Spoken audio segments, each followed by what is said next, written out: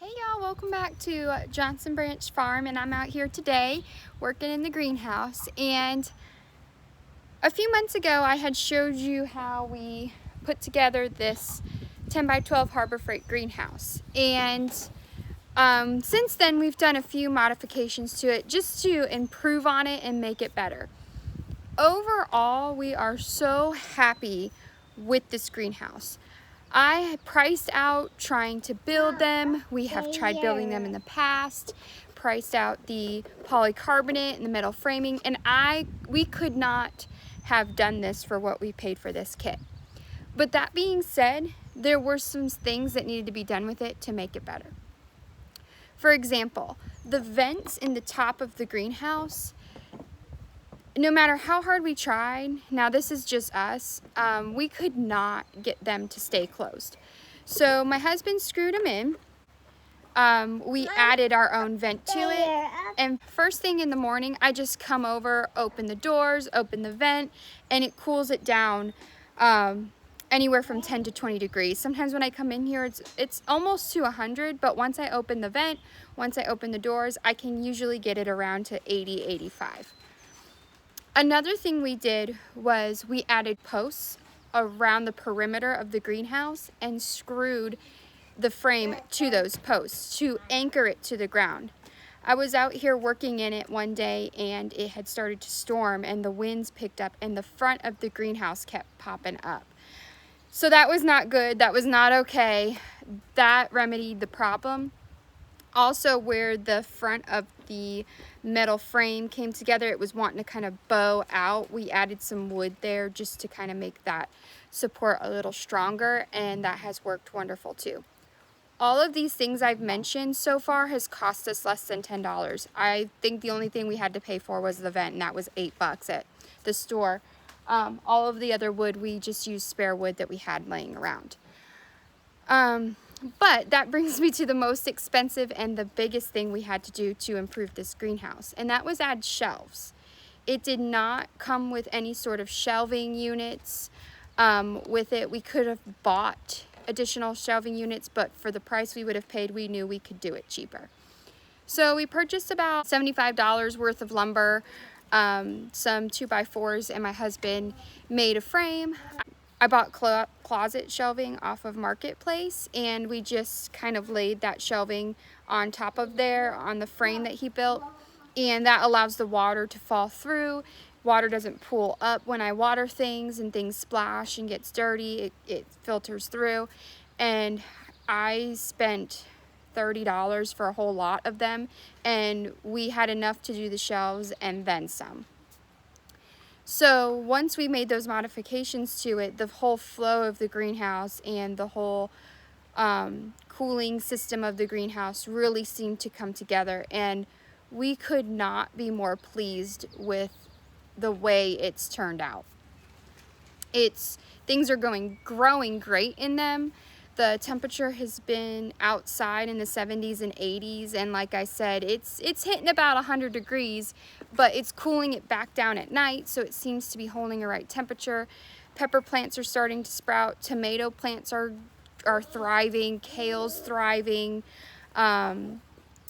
So I'll take you inside. I'll give you a tour, and I'll show you what's growing so far, what we've got going on with the herb farm, and then our separate vegetable garden as well. So outside of the greenhouse right now, I have a variety of berry plants, and I have 2 grapevines out here. We purchased these from our local store, a locally owned, family-owned business, and these are the most beautiful berries I have purchased from a store. Normally you get them and they're like a little twig, but these are just green and bright and thriving. I keep them outside of the greenhouse during the day, and then at night I put them in because it's still getting around 40 degrees outside at night. We have been dropping down into the 30s. I've got a plum tree that needs to be planted. Okay, so I potted up a lot of my herbs.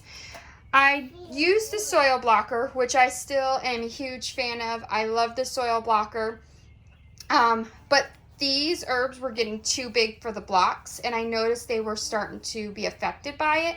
So I bought these trays off of Greenhouse Megastore, and they hold the water. I've got a tray down here that holds water, so they're always sitting in water, and they are really starting to take off. So excited and so happy with that. This is cilantro.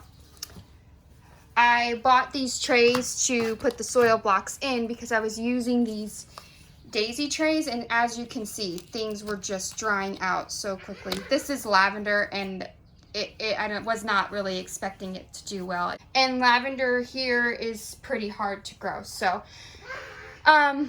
basil is now sprouting. I got another tray of basil sprouting. These are the basils I moved to these trays. Everything does need to be watered. So and they are starting to really perk up. I've got 3 trays of those. You can see the basil up there, and then this tray of sprouts. So once those get to be about the size of these, I'll move them into that tray, but they're doing really well. Let's see, here's some of our vegetables. I've got green beans that need to come up, some okra. This was oregano that I was trying to save, and some mint I was trying to save. More vegetables. Sage, I did the same thing as the basil. It was starting to outgrow the blocks, so I've been potting them up into here. This tatsoi and curled cabbage, kale was starting to take over their block too as well. I've got marjoram here, and for some reason grass, I'm constantly picking it. I ordered more marjoram seeds because I've figured out the problem with these little seeds. So when you do the soil blocks, some seeds don't get covered, and I was quickly realizing that things like marjoram and basil, or not basil, marjoram and oregano, thyme, they're these itty bitty little seeds, and they just weren't taking off like the basil, rosemary were, which were bigger seeds. So because you're not using any dirt to cover those, the seeds were getting washed away from the top of the soil block. So lesson learned, I think with smaller seeds, just for myself, and it may work well for others, I'm just going to go ahead and start planting those in the actual trays so they don't get washed away. And then really be mindful of how I'm watering them, not using a watering can where they'll wash them away, but spraying them with a spray bottle. So just a side note there for the soil blocker, if you're considering it, that's what I've kind of noticed as a pattern with my plants. Okay, so more veggies. I've got some candy roaster squash, which is native to North Georgia, and I'm really excited to grow that. I've got some zucchinis there in the back, and some cucumbers are starting to do really well.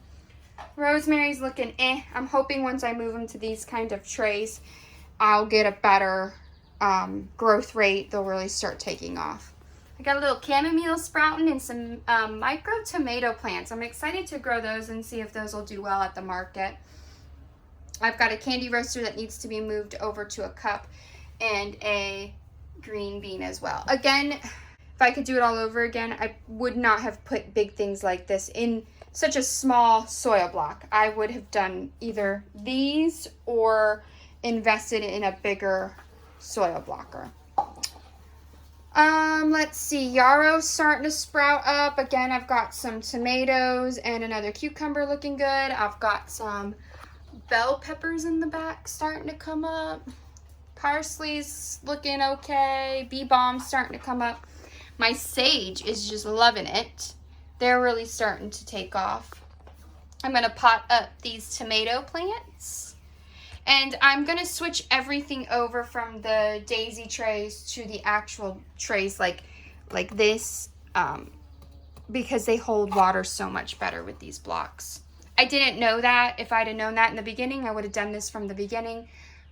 Like I said before, I'm very new to all this, so hopefully you can learn from my mistakes and mess ups. This I'm so excited about. Huckleberry's coming up, and it's doing so good. I'm really excited to grow that. I've got little baby strawberries coming up. More grass drives me crazy. If you know how to prevent that, or if I'm doing something wrong, leave it in the comments below, because I want to know. I want to learn, because it drives me nuts. I've got squash, more squash coming up, another candy roaster squash. Cucumbers are doing I think I'm going to restart some more. I ordered some more seeds. They like it a little warmer than what it's been. Now that it's getting warm, they're starting to do well. Kale's really starting to take off. I need to get those in the ground soon. This is more parsley. Parsley's a slow go. I don't know. If you have any tips for parsley, leave that in the comments below. I'd appreciate that. Thyme is looking so good. I moved these from the blocks into this tray, and I've planted more seeds. You can see how tiny they are. And they've been watering now from the bottom that they're in this tray, and I've been just spritzing them with the spray bottle. So I'm thinking that's gonna do better for doing all of these. Papa's coming? Yeah. Okay. Let's see, more kale, winter luxury squash, which is more like a pumpkin. I got those for free, so I was just giving those a go. Celery's starting to come up. I got more green beans trying to make their way through. Let's see, peppers still kind of slow, but from what I've heard, it hasn't really been hot enough for them. Some oregano that I switched over to these trays, they're starting to really take off and do well. I need to do the same with this rosemary. Here's some basils, sprouting up real good, turning nice and green. They were kind of getting yellowed before. Again, I just don't think they were getting enough water and nutrition. And I planted a little more basil because why not? Can never have enough basil. Parsley. Got some more tomatoes popping up. More parsley. Onions. I don't think I'll get a big crop of onions this year, but that's okay. Nasturtiums. I'm going to plant some more of those. Yeah. I'm going to plant some more nasturtiums because they are just growing like crazy. Some of those micro tomatoes I told you about. My lettuce tray is doing good. I've got lemon basil starting to come up. And this tray is more thyme. I planted more thyme because you can never have it. I'm pretty excited. I'm finally getting in the groove of it all, understanding the way things grow, what they like, what they don't like, and taking tons of notes so that next year we'll be more prepared and we'll be better and we'll have a bigger harvest and a bigger crop. We did get word that they're going forward with our farmers market and that we were accepted in. The pressure's on. And we'll just take it one day at a time and see how it goes. So I hope this shows you a little bit more of the greenhouse and what we did to it. Gives you some ideas if you're looking into it or looking into building your own. And as far as what's growing, that's always fun to see. So thanks for following along. Thanks for subscribing, and we'll see you next time.